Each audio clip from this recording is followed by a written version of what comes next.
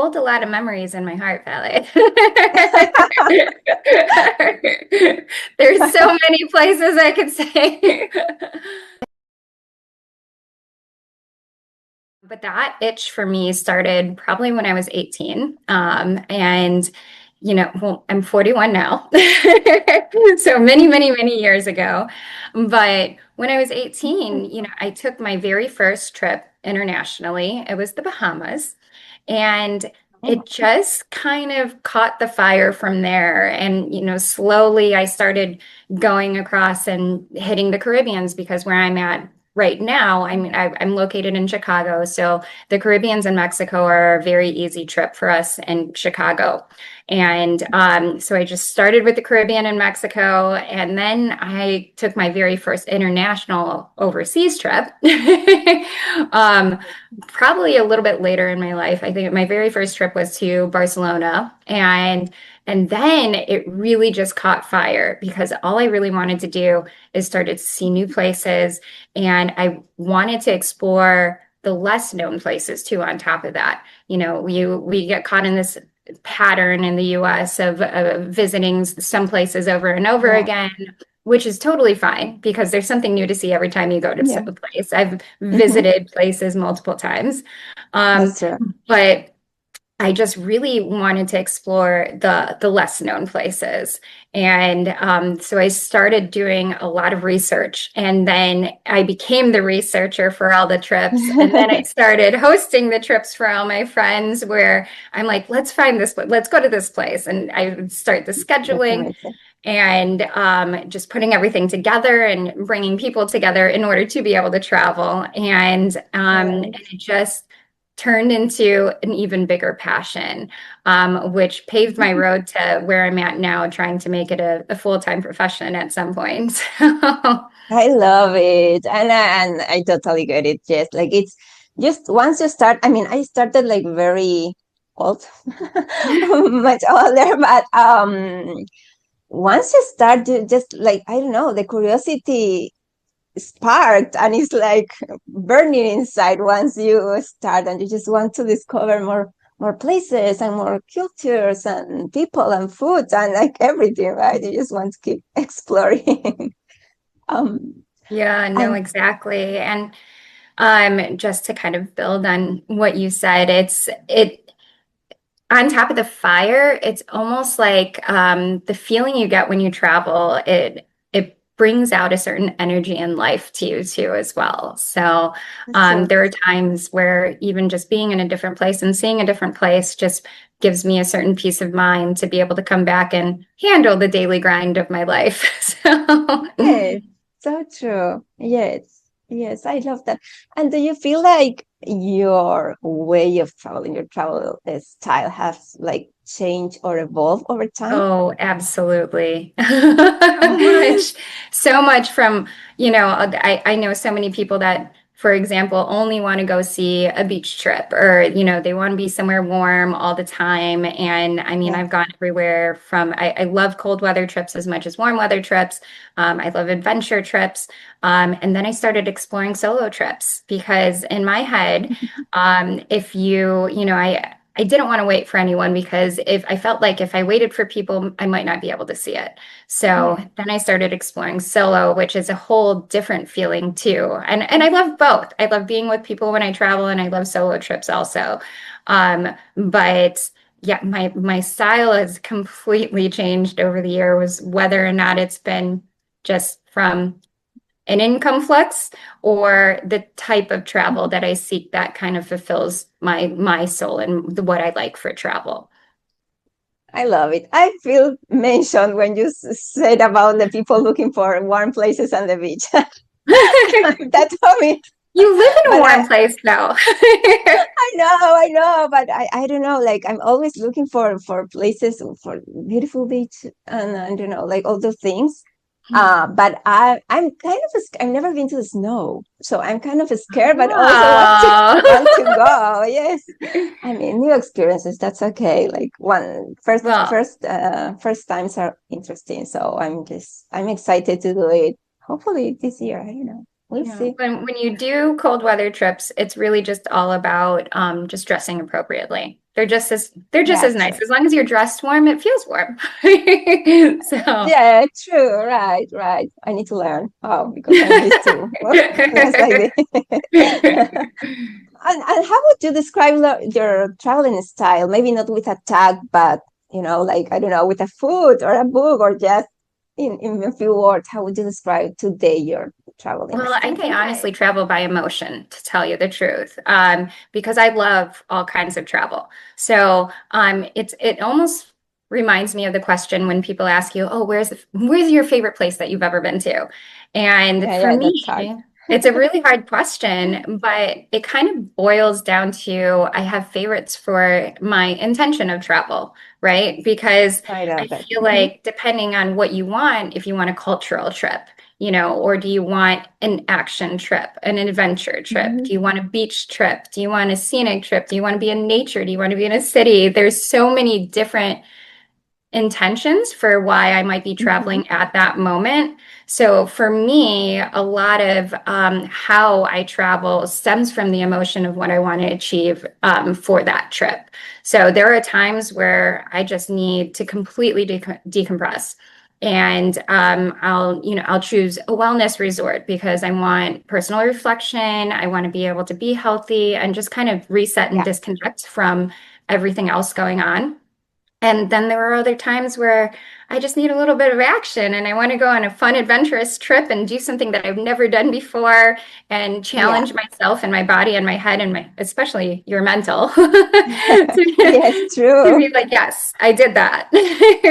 So, Yes, so true. really, my style has changed more based around how I'm feeling for that more moment and what satisfies me to be able to fill that need for travel.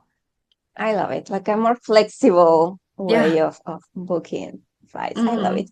So I'm going to not exactly to what's your favorite place, but you have been to so many places around the world. And honestly, I feel like every experience is like has something that make us connect with that place or the experience itself.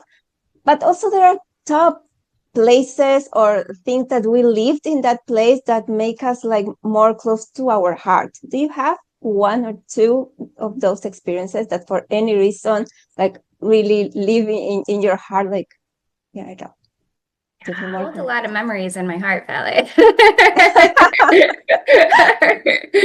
There's so many places I could say.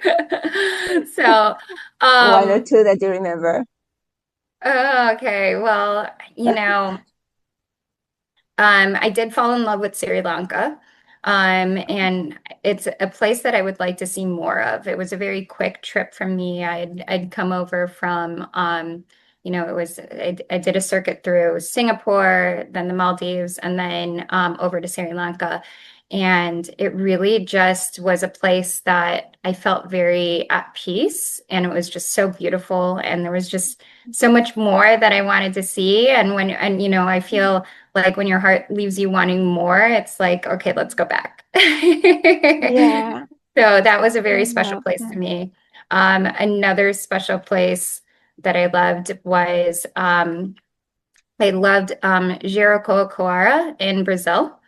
It was one of the most unique places that I'd ever been. It's a city in the middle of sand, and to even get there, you have to take this huge four-wheeler. They take the air out of the tires because you're going to be rolling through the sand.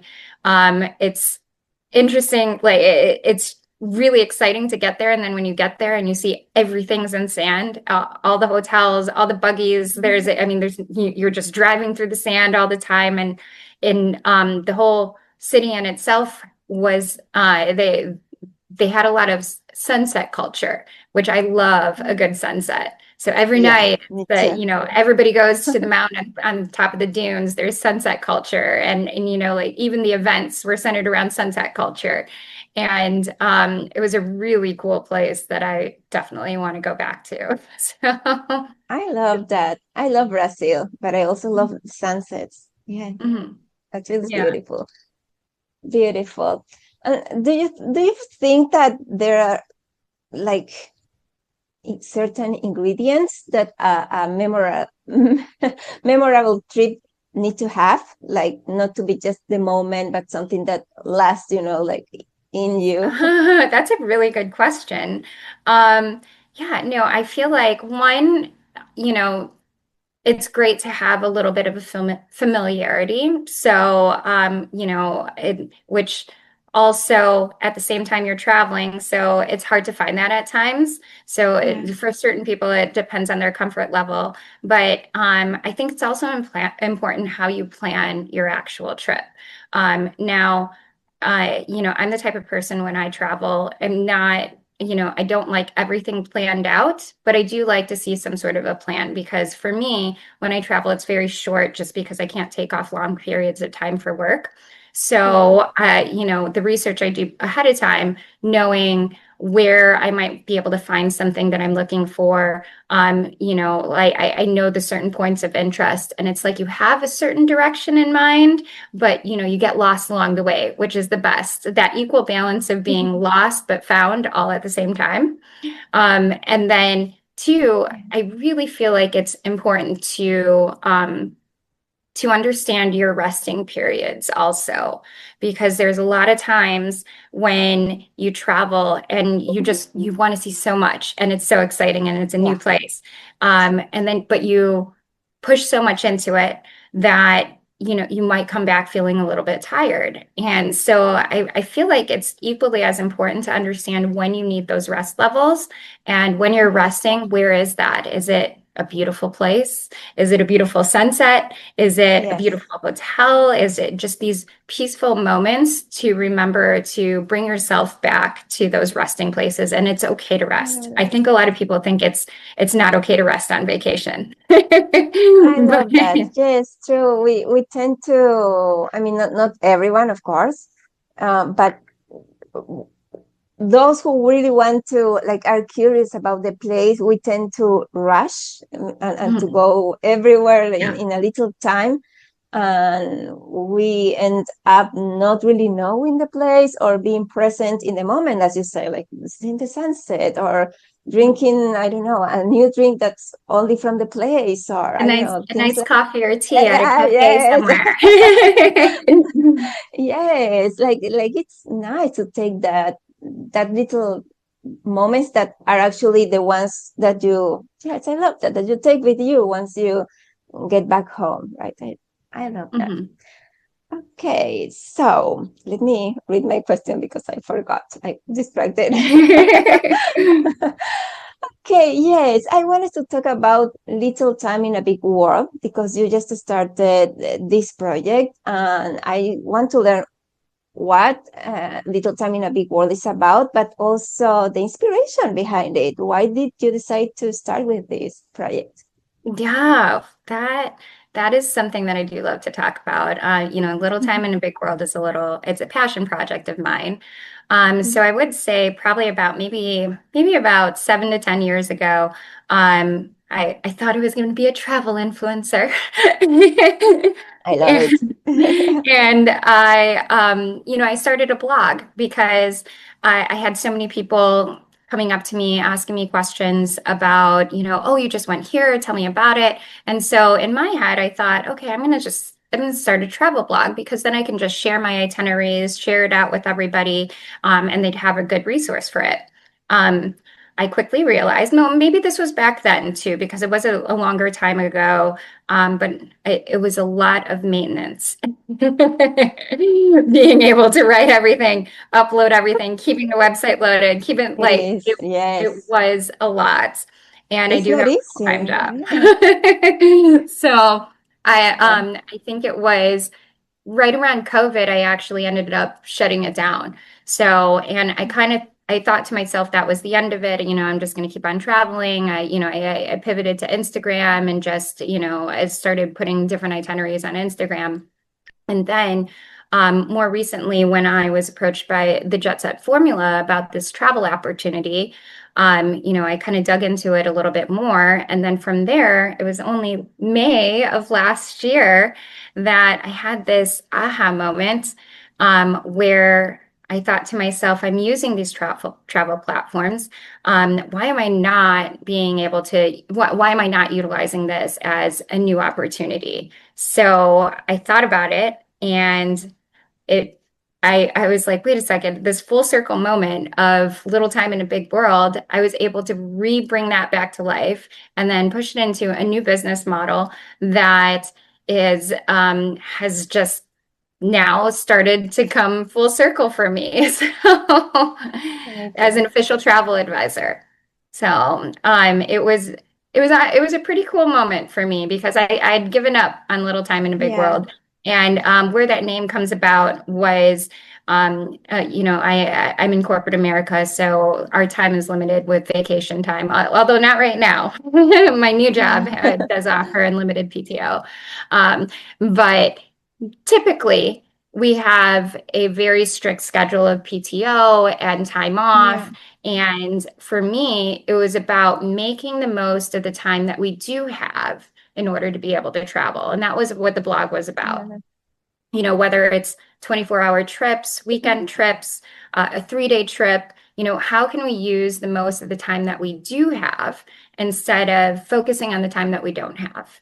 So that was what the blog was about. And that's a lot of what I specialize in as a travel advisor. And not, I mean, that and everything else at this point, because I've traveled to so many different places and have seen so many things. So I can advise on a lot now. And I have so many different styles of travel, like I mentioned earlier. Yeah. But more specifically, the core is being able to help others that might be have that restriction on time. Mhm. And let them know that no, there's still so much you can do with the time that you do have. Yeah. And what kind of experiences would you like these these travelers, new travelers, maybe that come to you? What kind of experiences like would you like them to have when they go to these trips? Well, I will tell you that one of the questions that I asked them in order to get to know them better, Yeah. um, I think it's more about what gives them the same feeling that I have, because Mhm. everybody's emotional moment is completely different. Some people are more attached to, Yeah. the liveliness of something that makes them feel alive, and but then other people are attached to peaceful moments.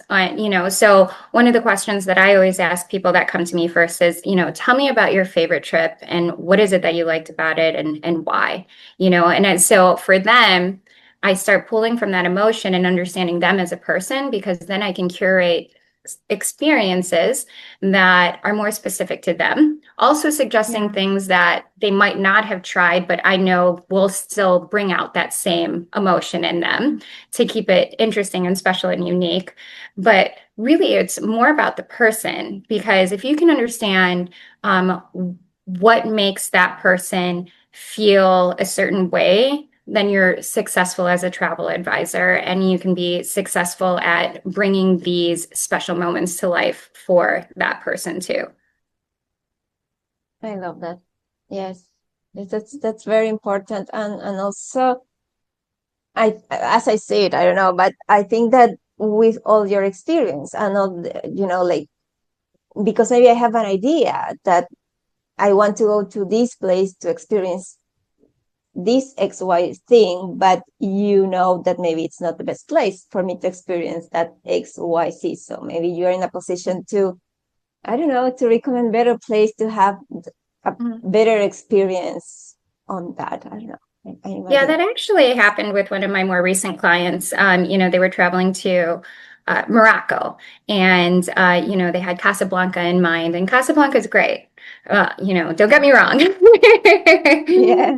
Um, but based on what they considered that, like based on their traveling style and what they were looking for, Yeah. I made an alternative suggestion to Chef which is the Blue City.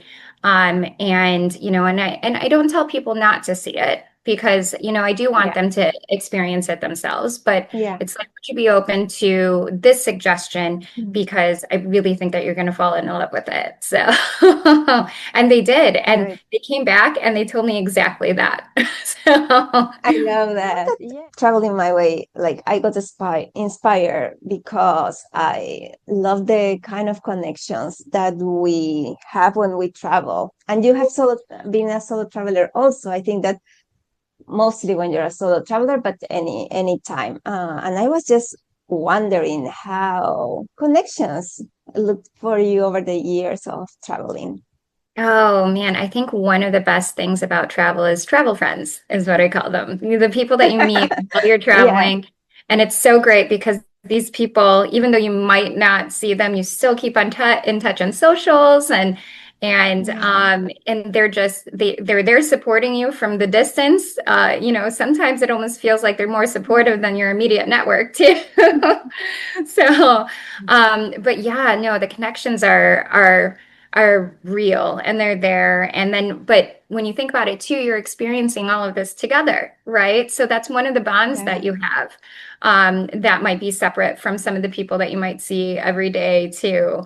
But to meet these people, I mean, I have some friends that, I always talk about this one trip when, I had this amazing trip to Croatia. And, we met several different groups of people while we were in Yeah. Croatia from all over the world. And all of us still keep in touch to this day. And we've visited each other. We've met up in different countries. That's the best. We've met up That's in different beautiful. countries. Yeah. And then, whenever we're in somebody's town, if we are like, we meet up with them again. And it's I love it. it's just such a great feeling. And It is. I love yeah, it. there's also something, um, different about the travel connection too. When you meet somebody that's a traveler, it's almost like you can feel they get it, right? And you can't really explain it other than you get it. Yes, exactly. Yes, I feel the same. Oops, I feel the same. Yeah. It's hard to explain as you said, but okay, just for fun because I love that you are doing this boxing thing and I love seeing your reels. So let's talk about that, about like other passions besides the travel and just share a little bit. Yeah. Well, I do. I love health and wellness. It's been a part of me throughout my life. I've always loved to be able to stay healthy and active. But I think my understanding of what health and wellness was, completely changed up until my more later years. And when I was younger, I always worked out. Worked out. Yeah, Following whatever it is that I thought I should be doing, following whatever yeah. diet trend that I should be following. Yes. But now, the understanding of what health and wellness is it's just matured into a different way and an understanding of my own personal body and not following the crowd and understanding what my body needs. And then it just, when I was younger, I would do like, I'm going to age myself. People aren't going to know what I'm talking about, but Taibo is this workout video, Yeah. which was, boxing Taibo, and it was just a I think I workout video, remember. dancing, Yes. boxing. Um, and so I did that, and then, I had this one boxing gym that I'd go to, and my friend owned it, and I would watch the boxers, and I Yeah. thought so cool. Like, I thought they looked so cool, but I was too intimidated and embarrassed to even do it. And then finally, he's like, "Just do a class. Just go in there," and I Yeah. just kind of fell in love with it. And then COVID happened and I came back to boxing. And then I had all the COVID weight that I wanted to, Oh, to box off of my body. But then I just kind of fell into it in a more passionate way, in a real way, watching no. boxers. I wanted to get better. Um, I wanted to be an actual boxer, like know what I'm talking about. And I got myself a personal trainer. I had many different ones during that time. I still talk to all of them. They're great. And then I had an opportunity to join up my first fight. You're amazing. The I love most it. nerve-wracking thing that I ever said yes to. I actually pushed it off for a good 3 months. I said no for a while. And then I I thought to love it. myself, if I'm going to do it, it's going to be now. And I'm way too old to do it later. And, it really is more about the mental challenge. I will tell you that boxing is so mental, and it's not something that most people will understand unless you start doing it. But saying yes to a fight and getting in the ring is so incredibly mentally taxing, and being prepared for that fight is just it's Yeah. so much mental as it is as physical. It's very physical too. but Yeah. um Yeah. but yeah, no, so that just It's kind of amazing. started a little passion of mine that came into life outside of just working out for sport. So, I love it. I think you know that I think that it's amazing, but also what you're saying, I mean, like I always or one always see these reels or these things that there is no really a fixed timeline for the mhm, things or not yeah. there's no the right age or the like it's just when you feel like you want to do it. And I think that we all should just take a chance on what we are feeling or we want to do or like a Mhm. passion or like and I think that you are like when I see you boxing it's like she's an example because she decided to start this even when when you're saying that you didn't start too young like you started late and whatever but you are there up there boxing and like doing it enjoying it that to me is like the most important thing and also I don't know like proving yourself that you can just do whatever you want to you decide to I don't know I love it. Yeah, I will say that that's one thing that I do see a lot. A lot of times people might not do something because they're like, oh, that's not me. It's kind of like when you're growing up and you want to try a new pair of clothes, but you're like, oh no, that's not me. A new Yeah. style. And but it could be you, if you just try it. Or it could be, you could if you hate it, you do. Like there's been a couple of things I said yes to that I still hate. So, Yeah. but you honestly don't know until you actually try it. And it is the same with just doing new things in general. When I was really, really young, probably about 15, I told myself, I'd have these moments of reflection about when my birthday would come around. And I'm like, what did I accomplish with my life? I know, such a terrible thought when you're 15. But, and I made a commitment to myself that I would try something new every year. And, so I kept up with that. And then in my later years, it turned more into an internal focus too, because you need to understand it's not just physical, tangible things like, oh, I need a new license for XYZ, a new certification. It was, it turned a little bit more into how can I grow myself internally? And sometimes even just saying yes to something new and challenging yourself to do something that you think is not you is just such a win. So, Yes. I love it. I love it. It's a very like a question for Janelle to get to know Janelle. If you got to describe yourself just with 3 words, which words would you choose and why? woohoo, okay. Um, I would say one, I'm determined. I'm very determined just to get things done. I'm like that with work. I'm like that with life. Very actionable. So I just, I want to put my best into everything I do. So I would say determined.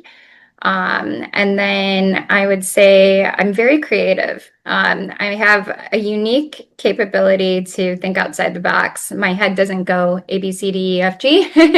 It's like, okay, well, how can I get to G? it doesn't have to be linear. We can do this, we can do this, we can get through that way. And so I'm very blessed to be able to think outside of the box.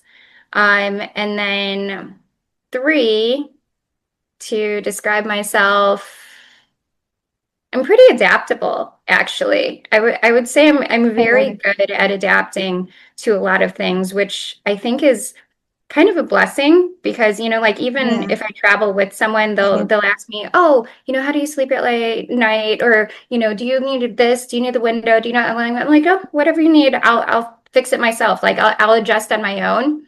Like so Yeah. I can adapt to other people and I can adapt to circumstances and situations pretty fluidly. And it's been really helpful just with everything. Like, even if when I was younger and would have a roommate or something like that. I can adjust to other people, and versus being stuck in my own way. I love it. I love it. So do you remember maybe an experience, a trip, right? Like Mm. didn't go as expected and what Oh, happened? Or yes. Yes. That third quality helps me with those moments yeah, I was thinking, because it yes, happens a lot. You don't know something until you're actually there fully, completely, but yes. yes. Do you So, remember? I want to ask for some travel advice because you oh are an no, expert okay. in a lot of things. Let's see. Okay. Best place or places Mhm. for someone who is looking to experience something like really authentic and more calm, not that adventurous. Okay, nice. That's a great one. So for authentic, I love cultural trips, so cultural trips are, you see the culture the way they are every day, versus like a tourist place that they adapt to other cultures, right? So Yeah. you have to think about it this way when you go to a mega city or even a major point of interest. The surrounding area adapts to different cultures. That's why you see things like McDonald's and you see, you see things that are familiar to you. So, Yeah. cultural trips are a great way to actually see the authenticity of the place that you're visiting. And then for that place more specifically, if you're looking for a nice, slower pace, Saudi Arabia was great. It was the Mhm. people are so kind. I will say that I think as far as all the countries I've ever been to, the people in Saudi were by far the kindest and most passive and sweet people that Really? I'd ever come across. I love knowing that. Hmm.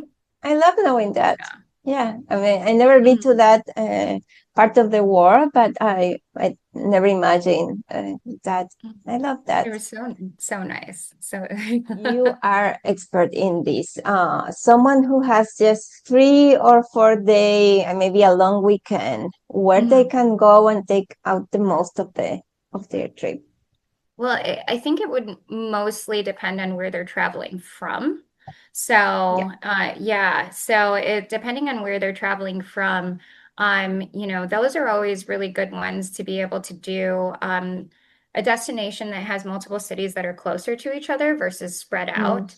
So, because you can see more at once without having to move around, so you still get those rest and peace at the same time. So, yeah, so a place that you don't have to move around as often. I know that's not very specific, but you have to tell me where they're traveling from. Then I'd be like, oh, you have to go here. So, Yes, true, true. It's very open, right? One for female solo travelers who are just starting with this adventure. I didn't know where to start, honestly. So, what would you recommend for female travelers that are just starting with this adventure oh, of that's a solo really traveling? good question. I mean, honestly, there's just so many, there's so many places. There, more specifically, I would say everywhere is good for female solo travel, but there is places that I would say there were places that I would say probably not avoid them, but probably just not Yeah. as just practice caution, right? Constant. Yeah. hmm Yeah. Yeah, Maybe like not for just. I mean, even myself, I went to Nicaragua for my one of my solo trips, and everybody was terrified for me. They were like, "You can't go to Nicaragua by yourself." Okay.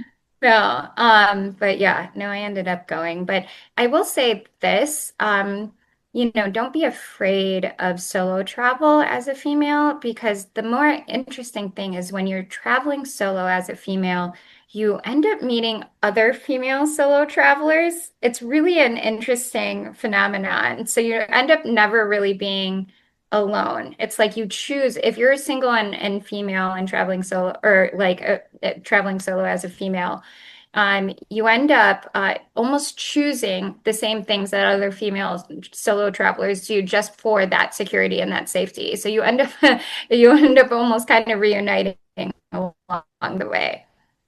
Well, last question. What are goals, projects, or dreams for Janelle this year?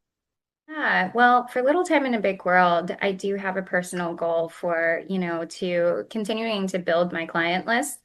I set my own little goals and thresholds for myself to be able to accomplish it by this year. And then also part two to that would be, my travel mentorship side to be able to continue to grow that. Right now, there are probably about like 15 people that I'm currently mentoring in travel, and I want to Okay. be able to build on that and develop and bring more people in to that specific network with the Jet Set formula. So I have those two goals for that, and more personally, I mean, I just want. I have this. I just planned Egypt. So, Nice. um, yeah, so I'm very excited about that actual trip, but I feel like that one's going to be such an epic trip that we're going on. I gathered a group of girls in that travel community that I had mentioned, and That's then a couple of amazing. Yeah. outsiders. I sent them our agenda and our itinerary, and more of my friends and more people have jumped on too. So it's a good combination of everything. So I'm pretty excited about that actual trip, but more for myself, I think it was only November of last year that I started treating both my travel mentorship and Little Time in a Big World as an actual business. Yeah. So right now my goal for myself with both is to really be able to build on that business. So, in a nutshell. I love it. So, I love it. And I love the plan for the trip. I think that's exciting. mm. The trip to Egypt. Is there any question that I haven't asked that would add to Janelle's story that we should know or or not? Oh no, I mean, your questions were fantastic, and we can always do a part two. Thank you. Part two Yes, coffee yes, we need to do talk. a part two. Yes, definitely. Maybe after Egypt. So we know you can tell me Yeah, yeah. how the trip went. Yes. Okay, so I am going to be sharing all your links, Janelle. Thank you so much, first of all, for joining me Yeah. in this call because I know you're super busy, like doing a lot of things for your work and a little time in a big war and everything. But you took some time to join this call, and I'm so excited and so grateful. I'm going to be sharing your link so people can outside like know about little time in a big war, but also maybe reach out to you and ask you, I curious about, and I don't know, I want to solo travel, and do you think this place is good for me or whatever? I don't know. People can have questions, and maybe they can just reach out to you. And that's it. Like, again, thank you so much for joining me today. Yeah, no, of course. And next time we'll have to catch up on your life too. I want to hear all the things that are going on with you. We talked Yes, so of much about course. me.